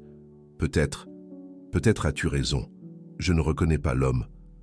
Devant moi, l'Antoine que je connaissais n'aurait jamais troqué le glamour de Milan pour ça. » Elle fit un geste large, désignant la ferme. Antoine ressentit un mélange de soulagement et de tristesse. « Je suis désolé que ça se termine ainsi. Tu mérites d'être heureuse, Alessandra. » Elle lui adressa un sourire triste. « Toi aussi, Antoine. J'espère que tu trouveras ce que tu cherches ici. » Sur ces mots, elle se retourna et marcha jusqu'à sa voiture. Antoine la regarda partir, sentant un chapitre de sa vie se refermer définitivement. Lorsque le bruit du moteur s'évanouit au loin, il se tourna vers la maison, sachant qu'une autre conversation difficile l'attendait. Il trouva Camille dans la cuisine, préparant du thé avec des mains tremblantes. Elle leva les yeux à son entrée, son expression mêlant chagrin et incertitude. « Camille, » commença-t-il, sa voix douce. « Je suis désolé, j'aurais dû te parler d'Alessandra. » Elle hocha lentement la tête. « Oui, tu aurais dû. Mais je comprends pourquoi tu ne l'as pas fait. Tu essayais de laisser ton passé derrière toi, n'est-ce pas ?» Antoine s'approcha, désirant désespérément prendre ses mains dans les siennes, mais résistant à l'envie. « Oui, mais ça ne justifie rien. Tu méritais de connaître la vérité. » Camille l'étudia un moment. « Et maintenant? Qu'est-ce qui se passe maintenant, Antoine ?» Il inspira profondément, sachant que c'était un moment décisif. « Maintenant, j'espère que nous pouvons recommencer. Avec une totale honnêteté cette fois. Camille, ce que je ressens pour toi est réel. Plus réel que tout ce que j'ai jamais ressenti auparavant. » Ses yeux se remplirent de larmes, mais un petit sourire joua sur ses lèvres. « Même si je ne suis qu'une simple fille de la campagne. » Antoine sourit à son tour, se permettant enfin de toucher doucement son visage. « Surtout parce que tu es qui tu es. Tu m'as montré un monde dont j'ignorais l'existence, un monde plein de sens et de buts. Si tu me donnes une chance, j'aimerais explorer ce monde à tes côtés. » Camille ferma les yeux un instant, se laissant aller à son toucher. Quand elle les rouvrit, ils étaient emplis d'un mélange d'espoir et de prudence. « Ce sera difficile, tu sais. Nos vies sont très différentes. »« Je sais, » acquiesça Antoine, « mais je suis prêt à affronter tous les défis, si c'est avec toi. » À ce moment-là, avec le parfum des olives et la chaleur de la cuisine qui les enveloppait, Antoine et Camille partagèrent leur premier baiser. Il fut doux, hésitant, plein de promesses et de possibilités. Quand ils se séparèrent, Camille sourit. « Eh bien, monsieur Dumont, on dirait que nous avons beaucoup de travail devant nous. La récolte ne se fera pas toute seule, tu sais. » Antoine, se sentant plus léger que jamais. « Montre-moi le chemin, mademoiselle Leroy, je suis prêt à apprendre. » Alors qu'ils sortaient ensemble pour affronter le reste de la journée, Antoine savait que le chemin à venir ne serait pas facile. Il y aurait des défis, des ajustements et sans aucun doute des moments difficiles. Mais pour la première fois de sa vie, il était véritablement enthousiasmé par l'avenir, impatient de voir où ce nouveau voyage le mènerait. Les mois suivants apportèrent une série de défis et de découvertes pour Antoine et Camille. Le rythme de la vie à la ferme était dicté par les saisons, et avec l'hiver qui approchait, il y avait beaucoup de travail à faire. Antoine, déterminé, a prouvé son engagement non seulement envers Camille, mais envers toute la communauté, se plongea à corps perdu dans les tâches quotidiennes. Ses mains, autrefois douces et soignées, portaient maintenant des callosités comme des médailles d'honneur. Il apprit à tailler les oliviers, à réparer les clôtures, et même à s'occuper des animaux de la ferme. Un matin froid de novembre, Antoine et Camille étaient dans l'étable, nourrissant les vaches, quand il remarqua quelque chose de différent dans son comportement. « Tout va bien ?» demanda-t-il, remarquant son regard lointain. Camille hésita un instant avant de répondre. « Antoine, as-tu déjà pensé à l'avenir? Je veux dire, à notre avenir ?» La question prit Antoine par surprise. Bien sûr, il avait pensé à l'avenir, mais toujours de manière vague, se concentrant davantage sur le présent et sur sa croissance personnelle. « J'y pense tous les jours, » répondit-il honnêtement. « Pourquoi? Il y a quelque chose de précis qui te préoccupe ?» Camille soupira, s'appuyant contre l'un des piliers de l'étable. « C'est que, eh bien, la ferme se porte bien, mais nous avons toujours du mal à nous développer, à moderniser certaines choses. Et maintenant, avec toi ici, je me demande si... » Elle s'arrêta, semblant incertaine de la suite. Antoine s'approcha, prenant ses mains dans les siennes. « Et si quoi, Camille? Tu peux me dire n'importe quoi. Si tu ne regrettes pas. Ton ancienne vie, finit-elle par dire. Le luxe, les opportunités. Parfois, je me demande si je te retiens, si je t'empêche de réaliser tout ton potentiel. » Antoine resta silencieux un moment, digérant ces mots. Puis, à la surprise de Camille, il se mit à rire. « Oh Camille !» dit-il en l'attirant dans ses bras. « Tu ne comprends pas? Ici, avec toi, dans cette ferme, c'est là que je réalise mon véritable potentiel. Pour la première fois de ma vie, j'ai l'impression de faire quelque chose qui compte vraiment. » Il s'écarta un peu pour la regarder dans les yeux. « Mais tu as raison sur une chose. J'ai réfléchi à l'avenir. En fait, j'ai une idée que j'aimerais partager avec toi et ta grand-mère. » Ce soir-là, après le dîner, Antoine exposa son plan à Camille et Mamie Rose. Il voulait utiliser ses connaissances en affaires et ses contacts pour développer la production d'huile d'olive de la ferme en créant une marque premium qui pourrait être vendue sur les marchés de luxe à travers la France et au-delà. « Imagine », expliqua-t-il avec enthousiasme. « L'huile Leroy ne serait pas juste un produit, mais une expérience. On pourrait raconter l'histoire de la ferme, de la famille, des traditions. Les gens n'achèteraient pas seulement de l'huile, mais un morceau de cette vie merveilleuse. » Mamie Rose écouta attentivement, ses yeux brillants d'un mélange d'émotion et de prudence. « C'est une idée ambitieuse, mon jeune homme, mais si ça ne marche pas, cette ferme est tout ce que nous avons. » Antoine hocha la tête, comprenant son inquiétude. « Je comprends, mamie. C'est pourquoi je veux y aller progressivement. Nous commencerons petit en testant le marché. Si ça marche, nous nous développerons. Sinon, nous reviendrons à ce que nous faisions avant. Nous ne risquerons pas tout d'un coup. » Camille, qui était restée silencieuse jusqu'alors, prit enfin la parole. « Et ton père, Antoine, ta famille, à Paris? Ils ne s'attendent pas à ce que tu reviennes et que tu reprennes les affaires familiales. » La question planait dans l'air, chargée d'implications. Antoine savait que ce moment finirait par arriver.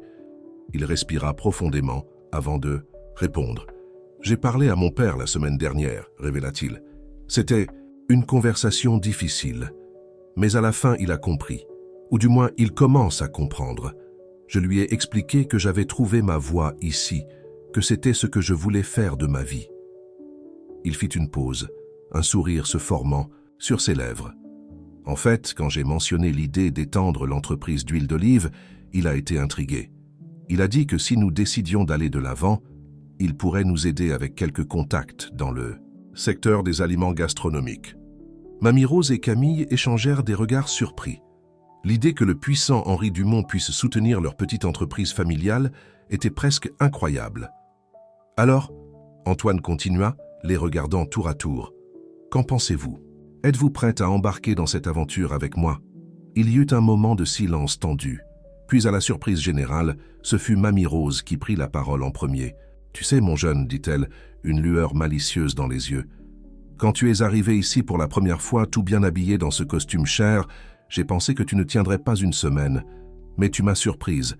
Tu nous as tous surpris. » Elle fit une pause, regardant Camille avec un sourire affectueux. « Et tu as rendu ma petite fille plus heureuse que je ne l'ai vue depuis des années.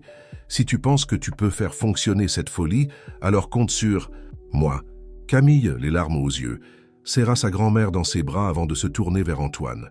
« Moi aussi, je suis partante. Complètement.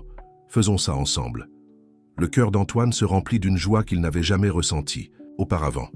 Là, dans cette cuisine simple, avec l'arôme des herbes séchées et la chaleur du feu, il sentit qu'il avait enfin trouvé sa place dans le monde. Dans les jours qui suivirent, ils commencèrent à travailler sur le plan.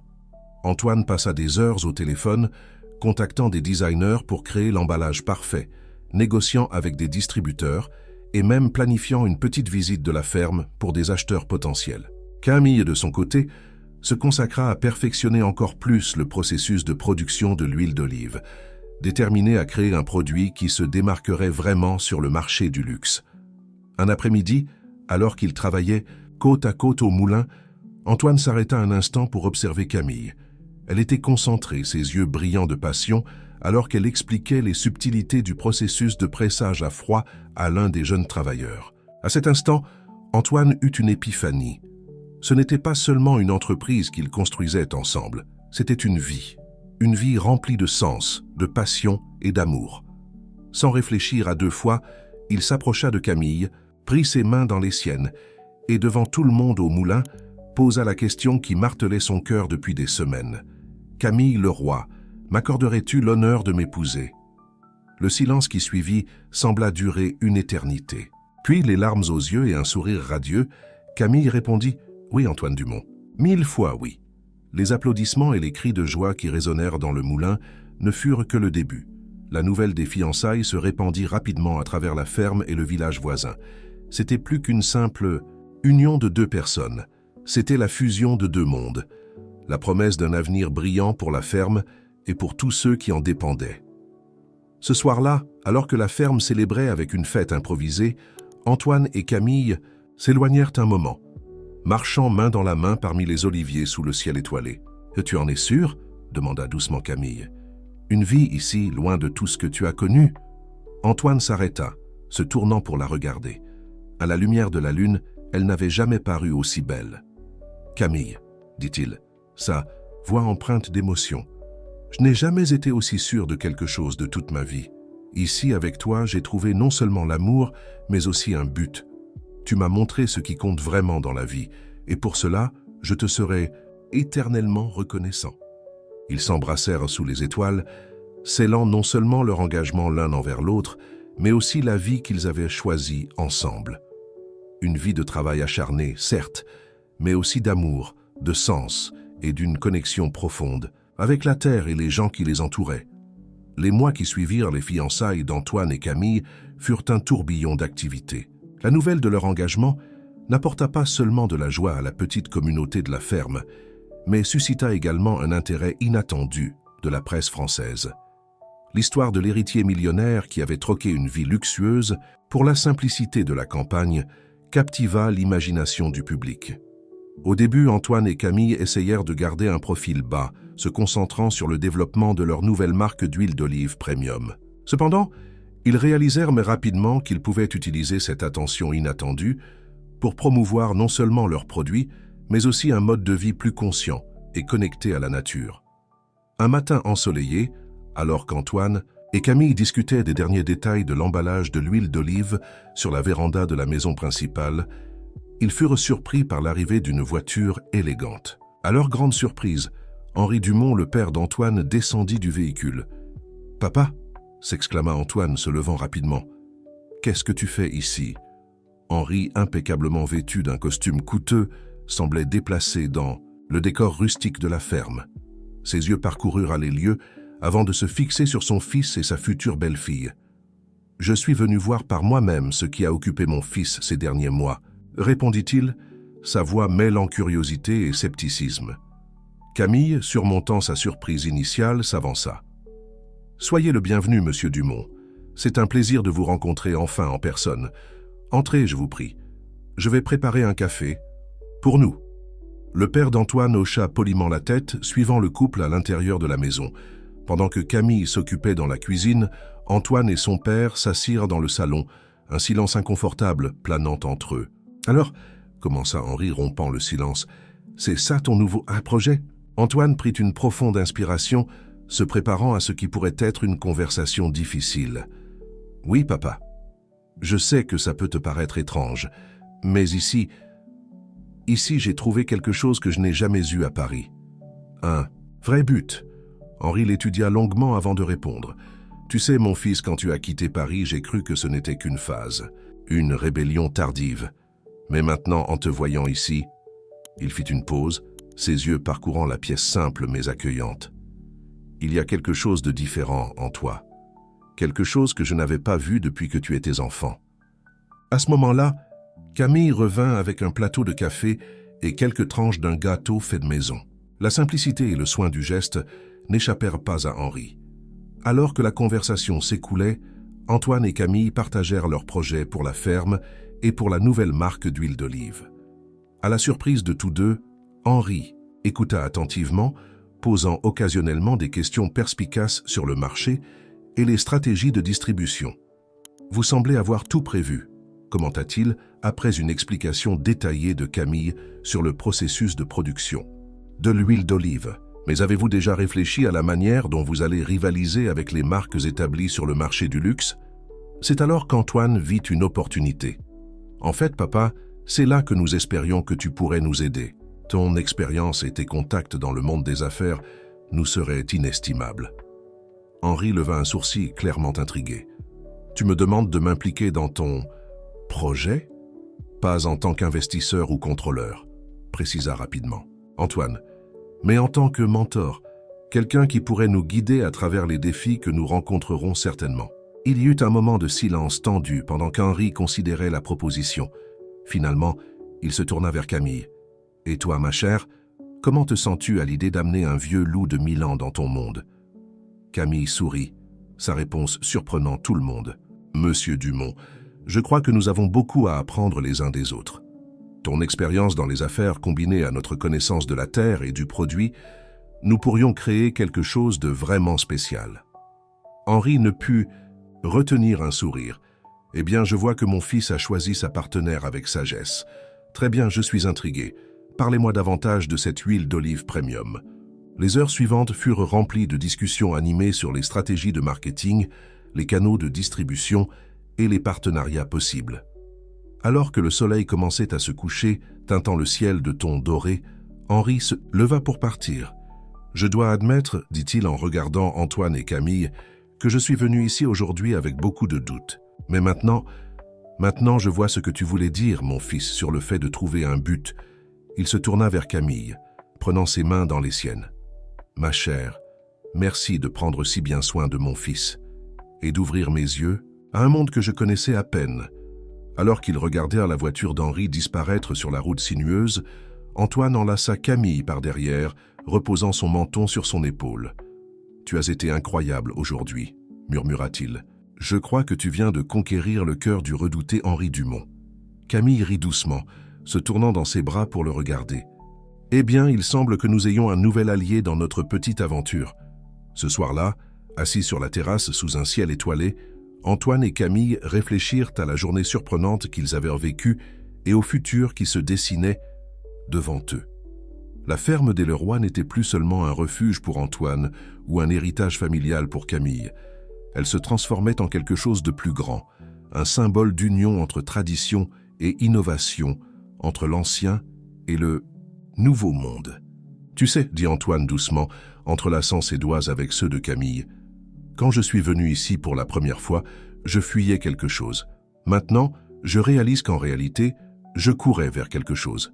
Vers toi, vers cette vie vers qui je suis vraiment. » Camille sourit, ses yeux brillants à la lumière des étoiles. « Et moi qui ai toujours pensé que mon monde était petit et limité, j'ai découvert qu'il est aussi vaste que nos rêves. » Ils s'embrassèrent sous le ciel nocturne, scellant non seulement leur amour, mais aussi leur engagement envers le futur qu'ils construisaient ensemble. Un futur qui unissait le meilleur de deux mondes, la sagesse de la terre et la vision des affaires, la tradition et l'innovation, la campagne et la ville. Alors que la nuit avançait, apportant avec elle la promesse d'une nouvelle aube, Antoine et Camille savaient qu'ils étaient à l'aube de quelque chose d'extraordinaire. Leur histoire d'amour s'était transformée en un voyage de découverte, non seulement d'eux-mêmes, mais aussi d'un nouveau mode de vie qui pourrait en inspirer d'autres. Et ainsi, dans le calme de la nuit française, entourés par le parfum des oliviers et bercés par les doux sons de la nature, ils rêvèrent du futur brillant qui les attendait. Un futur construit sur l'amour, le respect de la terre et la croyance que, ensemble, ils pourraient faire la différence dans le monde. Une goutte d'huile d'olive à la fois. L'année qui suivit fut marquée par un travail intense et des transformations pour Antoine et Camille. La ferme des Leroy se transforma progressivement en une entreprise qui mêlait tradition et innovation.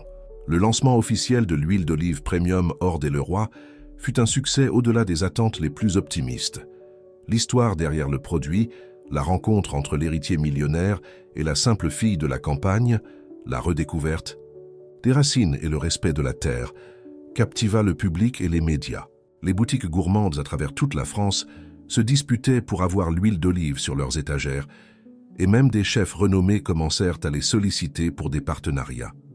Un matin de printemps, alors qu'Antoine et Camille marchaient dans les oliveraies, discutant des plans pour la prochaine récolte, ils furent surpris par Mamie Rose, qui courait vers eux en agitant un journal. « Vous avez vu ça ?»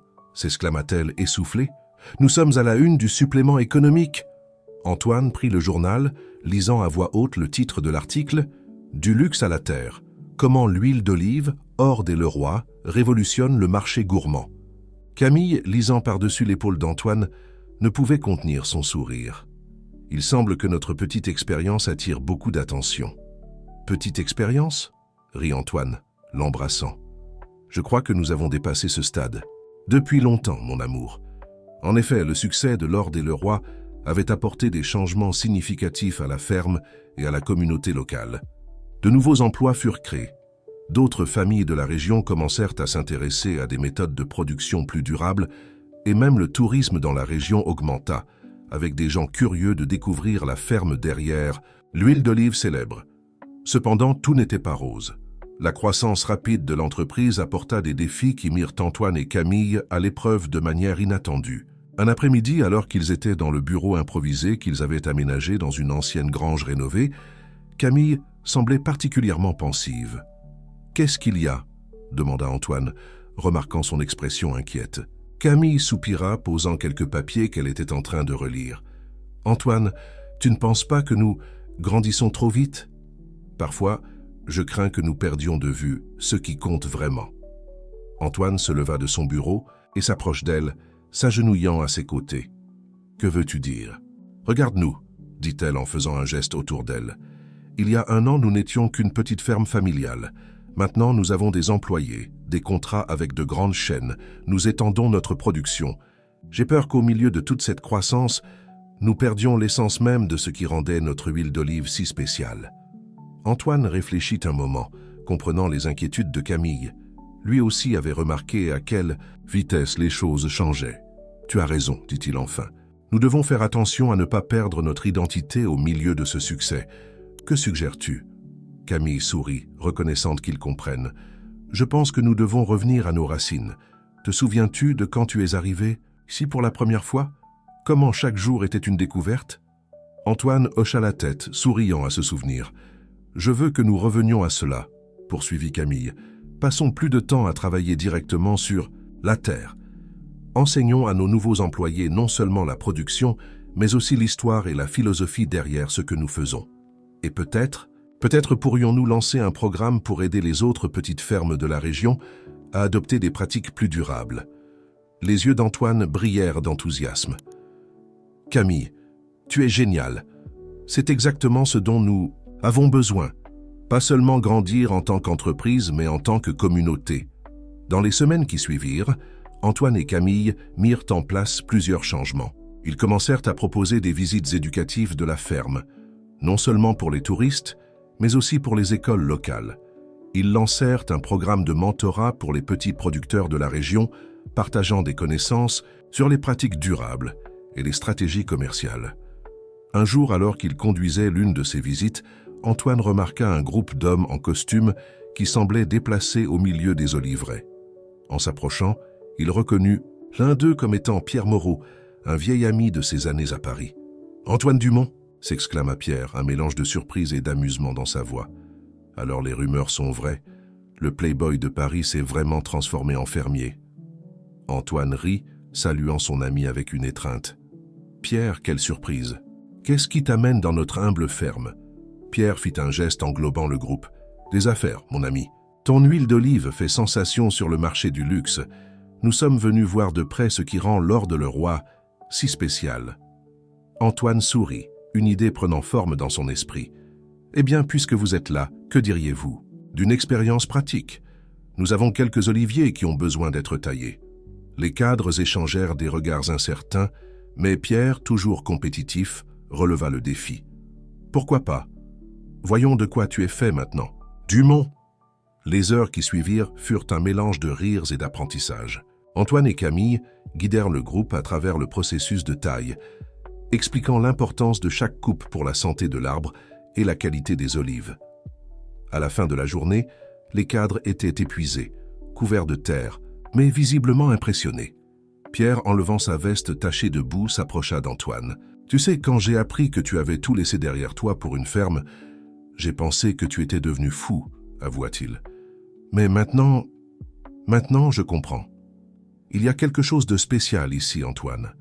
Quelque chose qu'on ne trouve pas à Paris ou dans aucune grande ville. » Antoine sourit, posant une main sur l'épaule de son ami. « C'est plus qu'une simple entreprise, Pierre.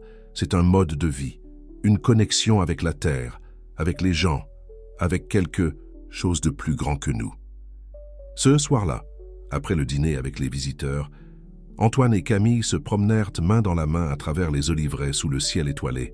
« Tu sais, » dit doucement Camille, « parfois je me demande si tout cela est réel.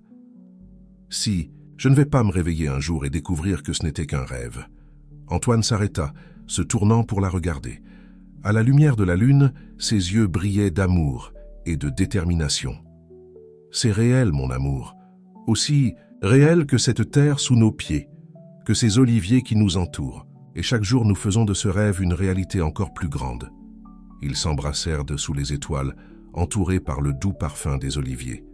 À ce moment, Antoine et Camille savaient qu'ils avaient trouvé non seulement le succès dans les affaires, mais quelque chose de bien plus précieux, un but partagé, un amour profond et une connexion avec la terre qui nourrissait non seulement leurs oliviers, mais aussi leurs âmes. Alors qu'ils rentraient chez eux, planifiant l'avenir et rêvant des possibilités qui s'ouvraient devant eux, ils ressentaient tous deux une profonde gratitude. Ce qui avait commencé comme une rencontre fortuite sur la côte d'Azur s'était transformé en un voyage de découverte de soi, d'amour et de sens. Et ils savaient qu'ensemble, ils pourraient affronter tous les défis que l'avenir leur réservait. Le temps passa, et avec lui vinrent de nouveaux changements et défis pour Antoine et Camille. Le succès de Lord le Roi continuait de croître, mais le couple restait fidèle à sa vision initiale de maintenir l'intégrité et la durabilité au cœur de tout ce qu'il faisait. C'était un matin d'automne, presque 2 ans après le lancement officiel de la marque, lorsque Camille se réveilla en se sentant étrange. Ces derniers jours, elle avait ressenti des nausées et des vertiges, mais elle les avait attribués au stress des préparatifs pour la récolte annuelle. « Antoine » appela-t-elle doucement, touchant l'épaule de son mari endormi à côté d'elle. « Je crois que je dois aller chez le médecin. » Antoine se réveilla immédiatement, l'inquiétude évidente dans ses yeux. « Qu'est-ce qu'il y a, mon amour? Tu ne te sens pas bien de nouveau ?» Camille acquiesça, un mélange d'appréhension et d'excitation dans sa voix. « Oui, mais je pense que ça pourrait être plus que de la simple fatigue. » Les yeux d'Antoine s'écarquillèrent, comprenant. « Tu penses que... » Elle sourit, posant sa main sur son ventre. « Peut-être. Il n'y a qu'une façon d'en être sûr. » Cet après-midi-là, après une visite chez le médecin dans la ville voisine, Antoine et Camille revinrent à la ferme avec une nouvelle qui changerait leur vie à jamais. Ils attendaient un bébé. La joie qui se répandit à travers la ferme fut contagieuse. Mamie Rose était folle de bonheur, faisant déjà des plans pour la chambre du bébé et imaginant ce que serait d'être arrière-grand-mère. Les employés de la ferme, qui au fil du temps étaient devenus comme une famille élargie, célébrèrent la nouvelle avec enthousiasme. Cependant, avec la joie vinrent aussi de nouveaux défis et préoccupations. Antoine, en particulier, ressentait le poids de la responsabilité plus que jamais. Une soirée, alors qu'ils étaient assis sur la terrasse, regardant le coucher de soleil sur les oliveraies, Antoine partagea ses pensées avec Camille. « Tu sais, » commença-t-il, sa voix douce, « quand je suis venu ici pour la première fois, je fuyais les responsabilités. Maintenant, j'ai l'impression de courir vers elles, et pour la première fois de ma vie, je n'ai pas peur. » Camille sourit, caressant son ventre qui commençait à montrer les premiers signes de la grossesse. « C'est drôle comment la vie fonctionne, n'est-ce pas? Parfois, nous trouvons notre but dans les endroits les plus inattendus. » Antoine hocha la tête, posant sa main sur la sienne. « Exactement. Et maintenant, avec ce bébé en route, je sens que nous avons encore plus de raisons de nous assurer que notre ferme, notre entreprise, soit quelque chose que nous puissions transmettre avec fierté. » Dans les mois qui suivirent, Antoine et Camille travaillèrent sans relâche pour préparer non seulement la ferme, mais aussi leur vie à l'arrivée du bébé. Ils mirent en place de nouvelles pratiques durables, élargirent leurs programmes éducatifs et lancèrent même une ligne de produits bio pour bébés, utilisant les ingrédients naturels de la ferme. Le ventre de Camille grandissait avec leurs rêves et leurs projets pour l'avenir. Antoine, quant à lui, partageait son temps entre s'occuper de sa femme, superviser la ferme et faire des voyages occasionnels à Milan pour des réunions d'affaires. Ce fut lors d'un de ces voyages qu'Antoine eut une idée qui changerait une fois de plus le cours de leur vie. En passant devant une boutique de produits naturels pour bébés, il réalisa qu'il y avait un créneau de marché inexploité, des produits premium, bio et durables pour bébés, avec l'histoire et l'authenticité que le nom Leroy portait désormais. Enthousiasmé, il appela Camille dès qu'il sortit du magasin. « Mon amour, dit-il, contenant à peine l'excitation dans sa voix, « Je pense que je viens d'avoir une idée qui pourrait tout changer. » Camille écouta attentivement, tandis qu'Antoine expliquait sa vision. Quand il eut terminé, elle resta silencieuse un moment avant de répondre. « Antoine, dit-elle enfin, c'est génial. C'est exactement le type d'expansion qui a du sens pour nous. Quelque chose qui non seulement fait grandir notre entreprise, mais reflète aussi nos valeurs et notre nouvelle réalité en tant que parents. » Dans les semaines qui suivirent, Antoine et Camille travaillèrent dur pour développer la nouvelle ligne de produits. Ils consultèrent des experts en soins pour bébés, recherchèrent des ingrédients naturels et testèrent des formules jusqu'à ce qu'ils soient satisfaits de chaque produit. Le lancement de la ligne Petit Le Roi coïncida avec le dernier trimestre de la grossesse de Camille. La réponse du marché fut immédiate et enthousiaste. Des mères et des pères à travers la France et bientôt dans d'autres pays d'Europe adoptèrent l'idée de produits pour bébés qui n'étaient pas seulement sûrs et naturels, mais portaient aussi l'histoire et les valeurs d'une ferme familiale. Alors que le succès de leur nouvelle entreprise grandissait, Antoine et Camille se préparaient pour leur plus grande aventure jusqu'à présent, l'arrivée de leur fils. Par une nuit étoilée de printemps, avec le parfum des premières fleurs flottant dans l'air, Camille entra en travail. Antoine, nerveux mais déterminé, l'emmena à l'hôpital de la ville voisine. Après des heures d'attente anxieuse, les pleurs d'un bébé résonnèrent dans la salle d'accouchement. Antoine, les larmes aux yeux, tint son fils pour la première fois. « Bienvenue au monde, Lucas », murmura-t-il, le nom choisi en hommage au grand-père de Camille. Quand ils purent enfin ramener le petit Lucas à la maison, toute la ferme était en fête. Mamie Rose avait préparé un festin, et tous les employés s'étaient réunis pour accueillir le nouveau membre de la famille Leroy Dumont. Cette nuit-là, avec le bébé endormi dans son berceau, Antoine et Camille s'assirent sur la terrasse, comme ils l'avaient fait tant de fois auparavant. Mais maintenant, quelque chose était différent. L'air semblait plus doux, les étoiles plus brillantes, et l'avenir, bien qu'incertain, plein de promesses. « En y repensant, dit Antoine doucement, c'est difficile de croire à tout ce qui s'est passé depuis ce jour sur la Côte d'Azur. Qui aurait cru qu'un accident presque tragique se transformerait en la meilleure chose de ma vie ?» Camille sourit, se blottissant contre la poitrine d'Antoine. La vie a une drôle de manière de nous surprendre, n'est-ce pas? Parfois, ce qui semble être notre pire moment peut être le début de quelque chose de merveilleux. Ils restèrent, silencieux un moment, absorbant la paix de la nuit et l'ampleur de tout ce qu'ils avaient accompli ensemble. « Tu sais ce qui me rend le plus heureuse ?» dit finalement Camille. « C'est de savoir que notre fils grandira ici, connecté à la terre, comprenant la valeur du travail acharné et de l'intégrité. Il aura le meilleur des deux mondes, la sagesse de la tradition et les opportunités de l'avenir. » Antoine hocha la tête, embrassant doucement le front de Camille. « Et nous serons là pour le guider, pour lui montrer que le vrai succès ne se mesure pas à l'argent ou au statut, mais à l'impact positif que nous pouvons avoir sur le monde qui nous entoure. » Alors que la nuit avançait, Antoine et Camille restèrent enlacés, rêvant de l'avenir qui s'ouvrait devant eux. Un avenir plein de défis, sans aucun doute, mais aussi rempli d'amour, de sens et de la promesse de laisser un héritage qui irait bien au-delà d'une marque d'huile d'olive ou d'une ligne de produits pour bébés. 5 ans s'étaient écoulés depuis la naissance de Lucas et la ferme des Leroy Dumont prospérait plus que jamais.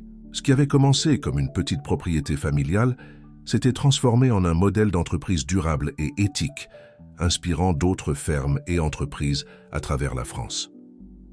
Par un après-midi ensoleillé d'été, Antoine marchait à travers les oliveraies, tenant la main de Lucas, maintenant âgé de 5 ans. Le garçon, avec ses cheveux foncés et ses yeux brillants, était le parfait mélange de ses parents. La curiosité et le charme d'Antoine combinés à la gentillesse et à la connexion à la terre de Camille. « Papa » demanda Lucas, sa voix enfantine pleine de curiosité. « Pourquoi nos oliviers sont-ils spéciaux ?» Antoine sourit, s'arrêtant pour s'agenouiller à côté de son fils. « Eh bien, Léo, nos oliviers sont spéciaux parce que nous en prenons soin avec beaucoup d'amour et de respect. Chaque arbre a sa propre histoire, tout comme les gens. » Le garçon hocha sérieusement la tête, absorbant les paroles de son père. « Et c'est pour ça que notre huile d'olive est la meilleure. » Antoine rit doucement. « Ce n'est pas seulement pour ça, mon fils. C'est aussi parce que nous travaillons dur, respectons la terre et les gens qui travaillent avec nous. Tu te souviens de ce que maman dit toujours, que nous devons prendre soin de la terre pour qu'elle prenne soin de nous. Lucas répondit, aussitôt fier de sa mémoire. À ce moment-là, Camille les rejoignit, portant dans ses bras la petite Élodie, leur Benjamine de 2 ans. « Je vois que nous avons encore une leçon d'oléiculture, » dit-elle en souriant, embrassant le front de Lucas. La famille marcha ensemble à travers l'oliveraie, s'arrêtant de temps en temps pour que Lucas puisse examiner une feuille ou qu'Antoine explique le processus de croissance des olives. Élodie, confortablement nichée dans les bras de sa mère, observait tout avec des yeux curieux. En arrivant à une petite colline, ils s'arrêtèrent pour admirer la vue. La ferme s'étendait, devant eux, une mosaïque d'oliveraies, de vignobles et de champs de lavande. Au loin, ils pouvaient voir le nouveau centre d'accueil qu'ils avaient construit, où les touristes et les étudiants venaient apprendre sur les pratiques agricoles durables et l'histoire de la ferme. Parfois, je n'arrive toujours pas à y croire, dit Antoine doucement en lassant Camille par les épaules. Regarde tout ça. Qui aurait cru que ce playboy arrogant de Milan finirait ici, vivant cette vie? Camille sourit, se blottissant contre lui. La vie a une drôle de manière de nous mettre exactement là où nous devons être, n'est-ce pas? À ce moment-là, ils furent interrompus par le bruit d'une voiture qui approchait.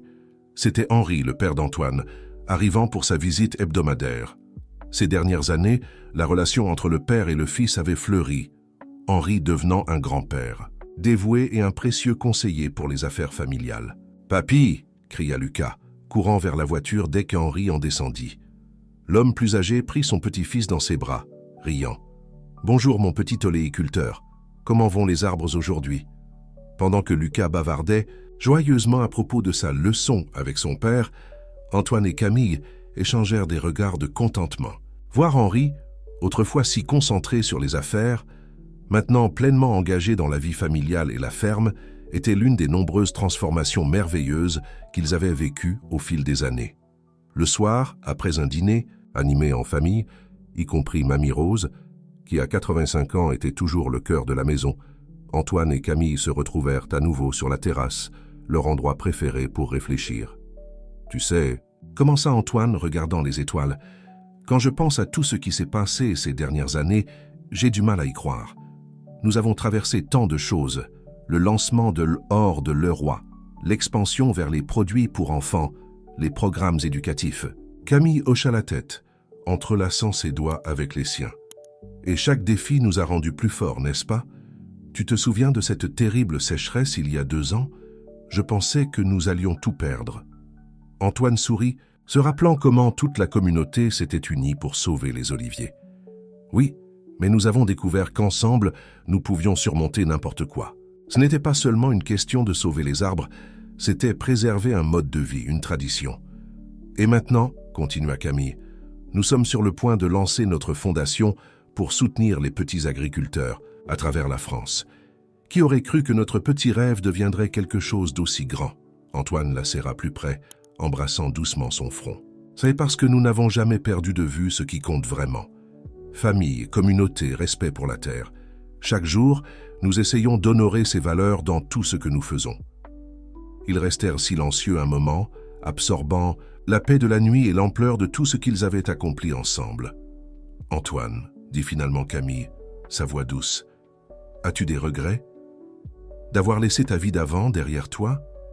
Antoine la regarda dans les yeux, sa réponse pleine de conviction. « Pas une seule seconde. Cette vie était vide. Ici avec toi, avec nos enfants, avec cette terre, j'ai trouvé un but. J'ai trouvé le vrai sens de la richesse. » Camille sourit, des larmes de bonheur brillant dans ses yeux. « Je t'aime, Antoine Dumont. Merci d'avoir pris le risque de changer ta vie.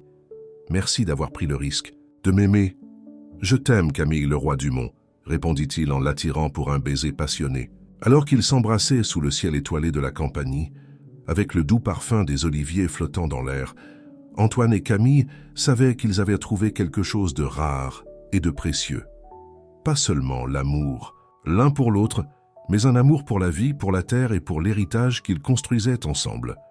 Leur histoire, qui avait commencé avec un quasi-accident sur la Côte d'Azur, s'était transformée en un voyage, de découverte, de croissance et de sens. Et bien que l'avenir apporterait toujours de nouveaux défis et surprises, ils étaient prêts à les affronter ensemble, enracinés dans la force de leur amour et dans la terre qu'ils avaient appris à appeler chez eux. Alors que la nuit avançait et qu'ils se retiraient enfin à l'intérieur, Antoine s'arrêta sur le pas de la porte, jetant un dernier regard aux oliveraies baignés par la lumière de la lune. Il sourit, reconnaissant pour chaque instant, chaque choix qu'il avait conduit ici. Le playboy de Milan avait trouvé sa véritable vocation dans les collines de la Campanie, et avec Camille, il écrivait une histoire d'amour, pas seulement entre deux personnes, mais entre une famille et la terre qui les nourrissait. C'était une histoire qui continuerait à être racontée, génération après génération, aussi durable et robuste que les anciens oliviers qui les entouraient. Le soleil de l'après-midi dorait les oliveraies de la ferme Leroy-Dumont lorsque Lucas, maintenant âgé de 15 ans, marchait entre les arbres centenaires. Ses mouvements avaient la même grâce et assurance que ceux de son père, Antoine, mais il portait en lui la profonde connexion à la terre qu'il avait héritée de sa mère, Camille.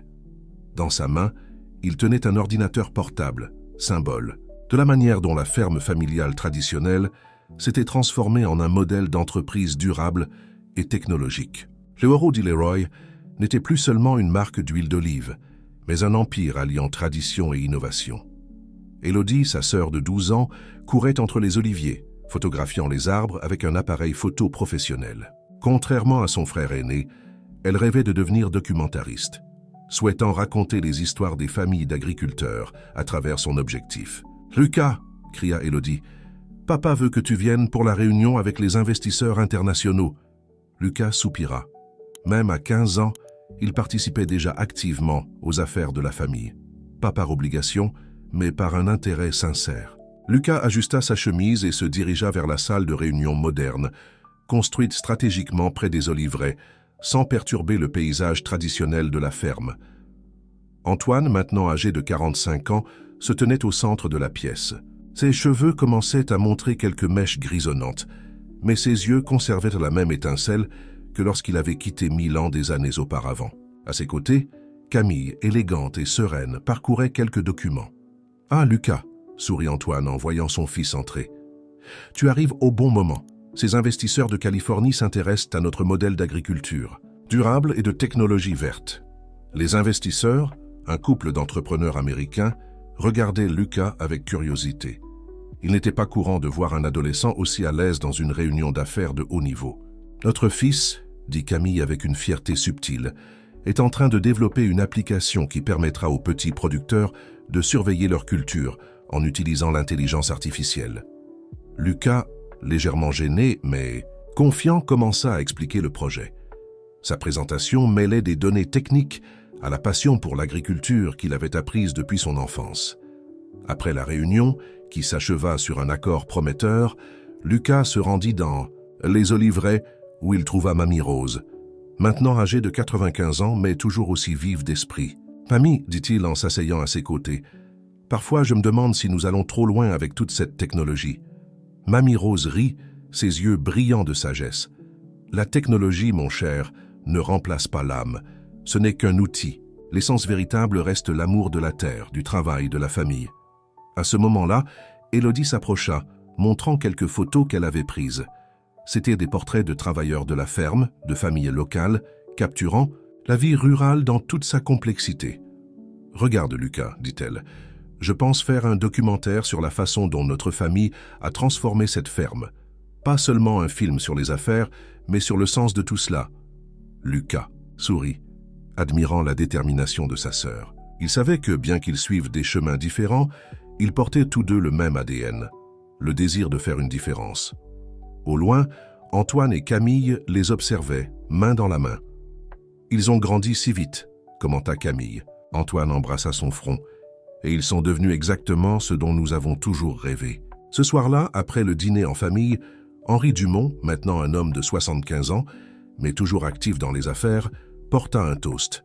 « Qui aurait cru, dit-il en regardant Antoine, que ce jeune homme perdu que j'ai rencontré il y a des années deviendrait non seulement un brillant entrepreneur, mais aussi un homme qui a complètement transformé le concept d'agriculture familiale. » Antoine sourit, se remémorant son parcours.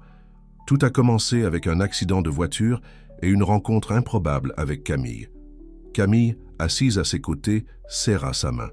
Leur amour s'était approfondi au fil des années, devenant quelque chose de plus solide et complexe que la romance des débuts. Lucas observait la scène, percevant la profondeur de l'histoire familiale. Il savait que son héritage n'était pas seulement financier, mais aussi une transmission de valeurs, de respect pour la terre et pour les gens. « Demain, annonça-t-il, je vais présenter mon projet d'application de surveillance agricole à toute l'équipe. Je veux que ce soit quelque chose qui aide non seulement notre ferme, mais aussi les petits producteurs à travers tout le pays. » Un silence respectueux suivit la déclaration du jeune homme. Il était évident que l'esprit de transformation et de sens continuait de vivre dans la famille Leroy Dumont.